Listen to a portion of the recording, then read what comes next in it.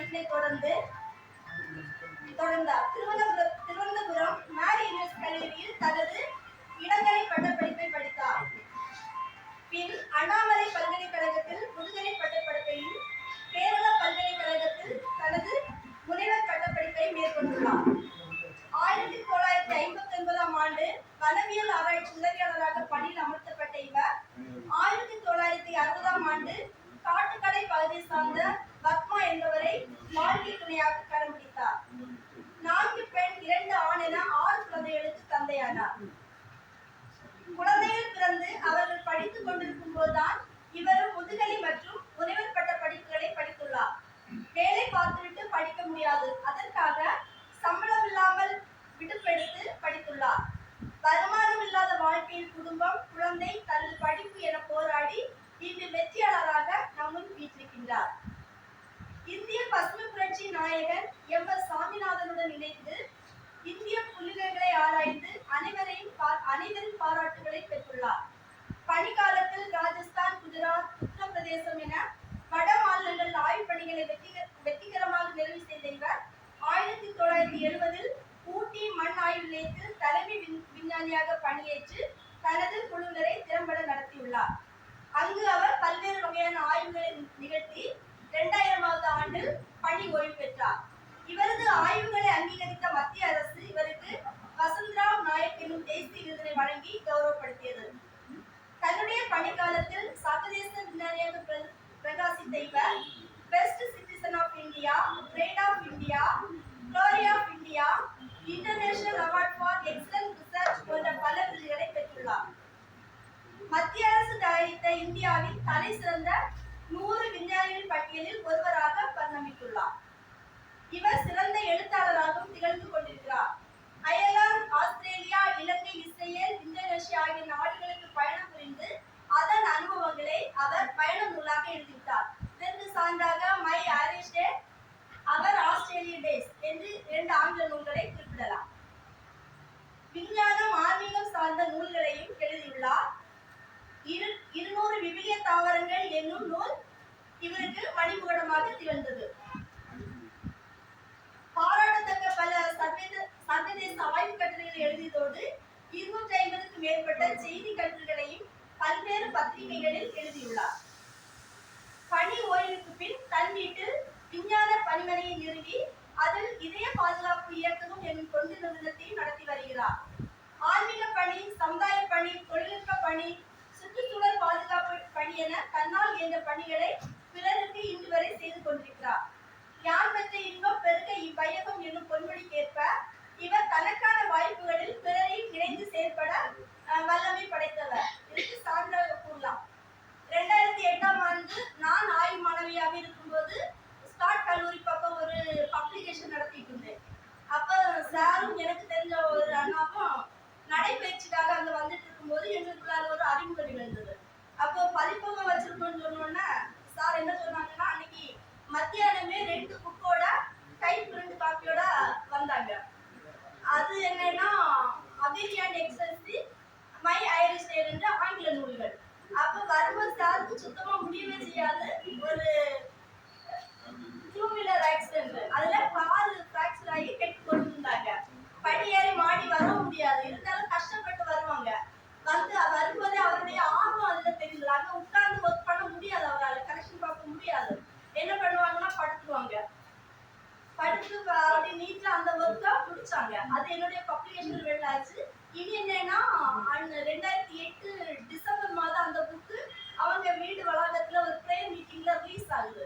அதுல என்னுடைய கரை தாண்டிய காவேரி உள்ள கவிதை புக்கு ரிலீஸ் ஆகவும் உதவி செய்வாங்க. இல்லைன்னா நான் அன்னைக்கு அதெல்லாம் பப்ளிஷ் பண்ணிருக்க முடியாது. அது பெண்டிங்ல தான் இருக்கு. என்னையும் இந்த நூலை வெளியிடுவதற்கு ஊக்கமாக திகழ்ந்தாங்க சார். அப்புறம் சாரோட 80வது பிறந்த நாள்.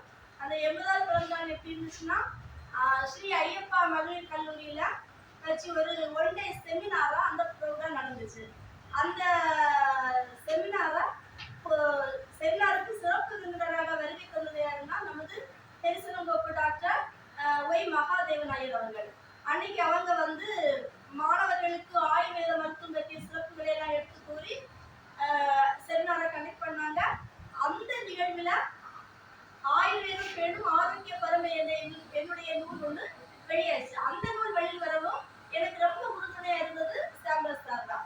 என்ன தேசநோக்கு கூட்டிட்டு போய் டாக்டரோட ஒரு அறிமுகத்தை உருவாக்கி அவங்களோட செய்திகளை எல்லாம் கலெக்ட் பண்ணி அந்த நூலை வெளியிட உதவி செய்தாங்க. அந்த நூல் என்னன்னா தேசநோக்கை பற்றி, பிறகு டாக்டருடைய அந்த பரம்பரை பற்றிய நூலை வெளியிட எனக்கு உதவி செய்தாங்க. இதான் நான் சொன்னேன், யாருக்கு இன்னும் பெருக இவ்வயங்குள்ள அந்த பொன்மொழிக்கு இலக்காக திகழ்ந்தவர் நமது டாக்டர் சாம்ராஜ் அவர்கள். அந்த 80வது பிறந்த நாள் விழாவின் போது 80 பனங்கொட்டை விதைகளை விதைச்சாங்க. விதைச்சு மக்களுக்கு அந்த பனை மரத்தின் பயன்களை எடுத்து கூறினாங்க. பனைமரம் தலைமுறை தாண்டியும் வளரும் மரம். அதே போல நம்ம சாரும் தலைமுறை தாண்டி அவருடைய புகழ் நிலைத்திருக்கும். இவர் சிறந்த நினைவாற்றலுக்கு சொந்தக்காரர். பள்ளி கல்லூரிகளில் படித்த பாடங்கள் இன்று வரைக்கும் அவருக்கு ஞாபகத்துல இருக்கு. யாராவது ஏதாவது விஷயங்கள் வாசிக்கும் போது அதை அவங்க எடுத்து விடுவாங்க. அதை பார்க்கும்போது நமக்கு ஆச்சரியமா இருக்கும். மரங்களை பற்றி ஒரு பாட்டு சொல்லுங்க. எதையும் தாங்கும் மன உறுதி கொண்டவர், எதற்கும் மனம் தளராமல் தன் பாதையில் பயணித்துக் கொண்டிருக்கும் குணம் கொண்டவர். 1992ஆம் ஆண்டு மூத்த மகளின் கணவரின் மரணம். அதே ஆண்டு 3வது மகளுக்கு ஏற்பட்ட தீ விபத்து. 1997 விபத்தினால் ஏற்பட்ட 4வது மகளின் மரணம். கொரோனா காலகட்டத்தில் அன்பு மனைவியின் மரணம். ஓராண்டுக்கு முன்னர் மூத்த மகளின் இழப்பு என பல இழப்புகளை சந்தித்தும் 2006 பைபாஸ் சர்ஜரி, 2008 கால் முறிவு, அதனை அடுத்து கிரணியா, நாக்குற்றி என தொடர்ந்து வந்த வியாதிகளினாலும் துவண்டு விடாமல் இறைவனின் கரம் பற்றி நாளும் தன்னை புதுப்பித்துக் கொண்டிருக்கிறார். வரலாறு என்பது வாழ்ந்தவர்கள் சாதனை நிகழ்ச்சி. மனிதனாக பிறந்தவர்கள் அனைவரும் வாழ்ந்தவர்கள் அல்ல. ஆனால் டாக்டர் சாம்ராஜ் அவர்களின் வாழ்க்கை வரலாற்று காவியமாக வளர்ந்திருந்தது. தனக்கென வாழாமல் பிறரையும் வாழ வைப்பதற்காக தன்னையே அர்ப்பணித்த மாமேதை, குடும்ப தலைவர், தலை சிறந்த விஞ்ஞானி, எழுத்தாளர், ஆன்மீக ஆய்வாளர், மனிதநேய மிக்கவர் என பன்முக பரிமாணம் கொண்ட டாக்டர் சாம்ராஜ் அவர்கள் இந்நூற்றாண்டின் தலை சிறந்த மாமனிதர் ஆவார். அவரை வாழ்த்த வயதில்லை. வணங்கி இறைவனை வேண்டி விடைபெறுகிறேன். நன்றி.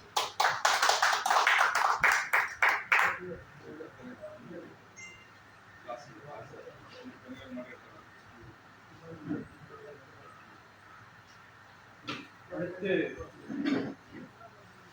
ஆய்வுரை தமிழ்ச்செல்வ பேராசிரியர்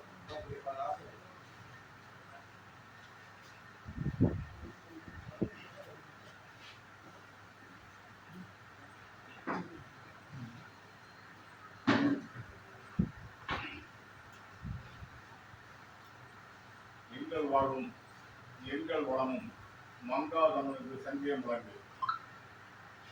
இன்று வெளியிடப்படுகின்ற நூல் வெளியீட்டு விழாவிலே தலைமை தாங்கி இருக்கின்ற மதிப்புக்கும் மரியாதைக்கும் வணக்கத்திற்குரிய அறிவர் சாம்ராஜ் அவர்களே, இங்கே சிறப்பு விருந்தினராக வருகின்றிருக்கின்ற மதிப்புக்கும் மரியாதைக்குரிய தலைமையாசிரியர் குழந்தை மந்திரமூர்த்தி அவர்களே, இங்கே வருகின்ற அனைவரையும் வரவேற்று விட்டு வண்ணப்பூங்காவை அமர்ந்திருக்கின்ற மதிப்புக்குரிய ஜெயக்குமாரி அவர்களே, இங்கே நூலை வெளியிட்டு அமர்ந்திருக்கின்ற மங்காவுடைய ராஜேந்திரன் அவர்களே, எழுத்தாளர் கிருஷ்ணகுமார் அவர்களே, ஆட்டோ சங்கர் என்ற புதியவரை பிடித்து ஐயா புகழ்கின்ற காவல்துறை ஆய்வாளர் வின்சென்ட் அவர்களே, உள்நாட்டு செயலர், மதிப்புக்கும் மரியாதைக்குரிய ஜீவரண்டன் அவர்களே, மரியாதைக்குரிய சாரதா மகாதேவன் அவர்களே, மக்கள் தொண்டை மகேசன் தம்பியான பணியாற்றி வருவரும் அன்பர் பணியை நம்மை ஆளாக்கி விட்டுவிட்டால் இன்பதலை தானே வந்து என்ற பாடலுக்கு இலக்கணமாய் இலக்கியமாய் வழங்குவரும் கொரோனா காலத்திலே 9 திருநங்கைகளுக்கு உணவு கொடுத்து உயிர் காப்பவராக விளங்கி வரும் எங்களுடைய காப்பு கடற்பது அந்தோணியார் ஆலயத்தினுடைய பங்கு தந்தையாக இருந்து இன்று உள்ளுரை பங்கு தந்தையாக இருக்கின்ற வணக்கத்துக்குரிய இருக்கின்ற எழுத்தாளர் அனந்தகுமார் அவர்களே, ஆய்வுரை நிலத்தில் இருக்கின்ற தொல்காப்பியர் கழகத்தினுடைய பொருளாளர் இலக்கிய செம்மல் தலைமை ஆசிரியர் பார்த்திபுரம் பாபு அவர்களே, தொகுப்புரை வழங்குகின்ற ஆர்ஜன் அவர்களே, அந்த மாதம் சட்ட மாதம் அவங்க மாலை பொருளில் கூடியிருக்கின்ற என் உயிரின் மேலான தமிழ் பல்குடி மக்களே, உங்கள் அத்தனை பேரையும் தலையாலை வணங்குகின்றேன். இங்கே இந்த விழா நடப்பதற்கு அடிப்படை காரணமாக இருக்கின்றவர் கிருஷ்ணகுமார். அந்த கிருஷ்ணகுமாரை பற்றி சில வார்த்தைகள் சொல்லித்தான் ஆக வேண்டும். அப்படி சொல்வதற்கு முன்னால் அவருக்கு முத்தமிழ் வந்த சார்பாக இந்த பொன்னாடையை அணிவிக்கிறேன்.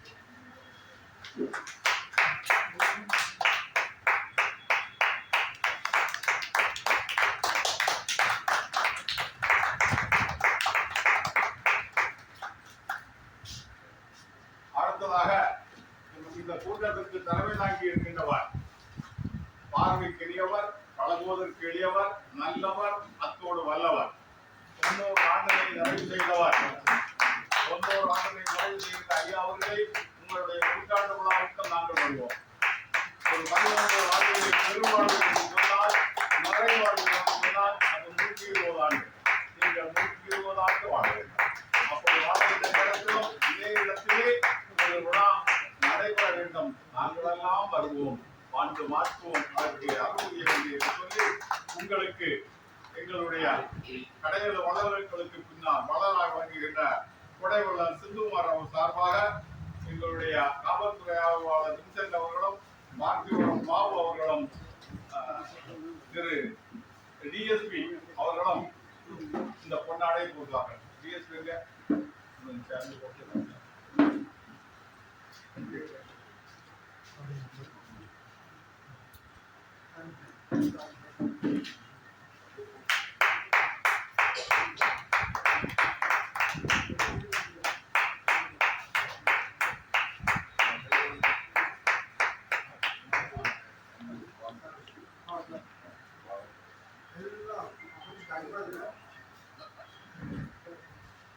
கிருஷ்ணகுமார் அவருடைய எல்லா நூல் வெளியீட்டு விழாவிலும் நான் தவறாமல் கலந்து கொள்வதுவாய். கிருஷ்ணகுமார் அவர்கள் என்னுடைய ஒரு உடன்பிறந்த தம்பியை கொண்டார். நான் அவருக்கு ஒரு அண்ணனாக இருப்பதிலே மிகவும் பெருமை அடைகிறேன். எறும்பை போல சுறுசுறுப்பானவர், கள்ளமெல்லாம் வெள்ளை உலகத்துக்கு சொந்தக்காரர். அவர் இதுபோல் ஏராளமான நூல்களை படைக்க வேண்டும் என்று அவரை வாழ்த்துகிறேன். ஒரு நூல் எழுதுவது என்றாலே மிக சிரமம். 30 நூல்கள் எழுதியிருக்கிறார் என்றால் அவரை உள்ளபடியே எப்படி பாராட்டுவது என்றே தெரியும். நான் சேலம் குமாரபாளையம் பிஎட் கல்லூரியிலே படித்துக் கொண்டிருந்த நேரத்தில் யோகி சுத்தானந்த பாரதியார் சிறப்புரையாற்றுவதற்காக வந்தார். உலகம் முழுவதும் சென்று இந்து மத கருத்துக்களை எல்லாம் பேசியவர். அவர் மிகச்சிறந்த முறையிலே தமிழிலே பேசினார். அவர் பேசியதை நான் குறித்துக் கொண்டேன். நான் பேசியதை நான் குறிப்பதை அவர் கவனித்தார். கூட்டம் முடிந்தது. கீழே இறங்கி வந்தார். என்னுடைய அருகிலே வந்துவிட்டு, தம்பி எல்லாத்தையும் குறிச்சிட்டியா, படித்து காட்டுன்னு நான் படித்து காட்டினேன். என்னை பாராட்டி விட்டு சொன்னார், எதிர்காலம் உண்டு என்று சொல்லிவிட்டு நான் அவரை பார்த்து கேட்டேன், ஐயா ரொம்ப அருமையாக பேசுகிறீர்கள், இதை புத்தகமாக வெளியிடலாமே. உடனே அவர் சிரித்துக் கொண்டே சொன்னார், இப்படி நான் பேசுவதையெல்லாம் புத்தகம் வெளியிட்டால் ஒரு 500 புத்தகங்கள் வெளியிடலாம். ஆனால் என்னால் வெளியிட இயலாது, என்னால் முடியாது, எனக்கு பொருள் இல்லை, அதற்குரிய வாய்ப்பு இல்லை. உலகம் புகழ்கின்ற யோகி, உலகம் புகழ்கின்ற இந்து மத சித்தாந்தவாதி யோகி சுத்தானந்த பாரதியாரால் நிறைய புத்தகம் போட முடியவில்லை. ஆனால் நம்முடைய கிருஷ்ணகுமார் அவர்கள் 30 புத்தகங்கள் போட்டிருக்கிறார் என்றால் அவர்கள் உள்ளபடியே பாராட்டுகிறேன், வாழ்த்துகிறேன், வழங்குகிறேன். அவருக்கு சாதனை விருதினை குமரி முத்தமிழ் மன்றத்தாரால் நாங்கள் வழங்கி அவரை பாராட்டினோம். இங்கே கன்னியாகுமரி மாவட்ட எழுத்தாளர் அறிமுகம் என்ற நூலை இங்கே வெளியிட்டிருக்கிறார். மிக அருமையான புத்தகம். இந்த புத்தகத்திலே 50 எழுத்தாளருடைய வரலாறு வெளியிடப்பட்டிருக்கிறது. இதற்கு முன்னால் அவர் எழுதிவிட்ட நூலிலே என்னை போன்ற எழுத்தாளர்களை எல்லாம் அறிமுகப்படுத்தினார். இதிலே 50 எழுத்தாளர்கள்ல நிறைய பேர் வரல. நான் சிலரை பற்றி சொல்கிறேன். நம்முடைய நீல திரையட ஓரத்திலே இருந்து முத்தந்தவஞ்சி குமரியம்மன் கோயில் கொண்ட குமரி மாவட்டத்தில் அதிகமாக நூல்களை எழுதியவர் யார் என்று கேட்டால் நாஞ்சில் பிடிசாமி. அவர் வில்லுக்குரியை சேர்ந்தவர். அவர் பேய்க்கதைகளை எழுதினார். எனவே பேய்க்கதை மன்னன் என்று சொல்லலாம். எனவே பேய்க்கதை மன்னன் நாஞ்சில் பிடிசாமி தான் கன்னியாகுமரி மாவட்ட எழுத்தாளர்களிலே அதிகமான நூல் எழுதியவர் யார் என்று கேட்டால் அந்த பேய்க்கரை மன்னன் பி.டி. சாமிதான் 1500க்கு அதிகமான நூல்களை எழுதினார். அடுத்ததாக பட்டத்தி மைந்தன் என்ற எழுத்தாளர் சமீபத்திலே தான் இந்த மறைந்து விட்டார். சுமார் 300க்கு அதிகமான நூல்களை எழுதினார். அனந்தகுமார் அவர்கள் 50க்கு அதிகமான நூல்களை எழுதினார். இப்படி நிறைய பேர் நிறைய புத்தகங்களை எல்லாம் எழுதியிருக்கிறார்கள். இங்கே பேராசிரியர்கள் எழுத்தாளர்களாக விளங்குகிறார்கள், கவிஞர்கள் எழுத்தாளராக விளங்குகிறார்கள், ஆசிரியர்கள் எழுத்தாளராக விளங்குகிறார்கள், பொறியியல் வல்லுநர்கள் எழுத்தாளராக விளங்குகிறார்கள். தமிழுக்கு தொடர்பில்லாத துறைகளிலே வாழ இருந்தவர்களும் எழுத்தாளராக விளங்குகிறார்கள். அவர்களிலே நம்முடைய சாம்ராஜ் அவர்கள் ஒரு அருமையான புத்தகத்தை எழுதியிருக்காரு. மக்கள் தொண்டுக்காகவே தன்னை அர்ப்பணித்தவர், கள்ளமில்லா வெள்ளை உள்ளத்துக்கு சொந்தக்காரர். அவர் நிறைய செயல்களை செய்கிறார். நிறைய நிகழ்ச்சிகள் எல்லாம் இந்த இடத்திலே நடக்கிறது. எனவே நீங்கள் நீண்டாலம் வாழ்ந்து நிறைய நூல்கள் இங்கே வெளியிட துணை புரிய வேண்டாம். இன்னும் சொல்ல போனால் இறைப்பணிக்காகவே தன்னை அர்ப்பணித்தவர்கள். எங்களுக்கு இந்த உலகத்தில் வாழ்க்கை வேண்டாம், குடும்பம் வேண்டாம், மனைவி வேண்டாம், மக்கள் வேண்டாம், உறவினர்கள் வேண்டாம் என்று இறைப்பணிக்காகவே தன்னை அர்ப்பணித்த பல சான்றோர்கள் நூல்களை எழுதியிருக்கிறார். அவர்களிலே தலை சிறந்தவர் மரிய சூசை அடிகளார் இங்கே இருக்கிறார். புன்னகை மன்னன். அவர் பேசினாரே நம்மை அறியாமலே நமக்கு உற்சாகம் தொற்றிக் கொள்வார். சத்தமாக பேசுவார். மிகச்சிறந்த படிப்பாளி, மிகச்சிறந்த பேச்சாளர், மிகச்சிறந்த எழுத்தாளர், எல்லாவற்றுக்கும் மேலாக கருணை உள்ளம் கொண்டவர். கொரோனா காலத்துல வெளியே செல்ல முடியாது, உதவி கேட்க முடியாது. திட்டுவிளை பகுதியிலே 9 திருநங்கைகள் ஒரு வீட்டுக்குள் அடைந்து கிடந்தார்கள், பட்டினியால் கிடந்தார்கள். மரணம் அவர்களை நெருங்கி வருகிறது. யார் இந்த உலகத்திலே அவர்களுக்கு உதவி செய்யவில்லை. ஆனால் ஒரே ஒருவர் இதை அறிந்தார். கார்ல நிறைய அரிசியை போட்டார், காய்கறிகளை ஏற்றினார், பருப்பு போன்ற சமையலுக்கு வேண்டிய அத்தனையும் கொண்டு அந்த திட்டுவிளை பகுதியிலே சென்று 9 திருநங்கை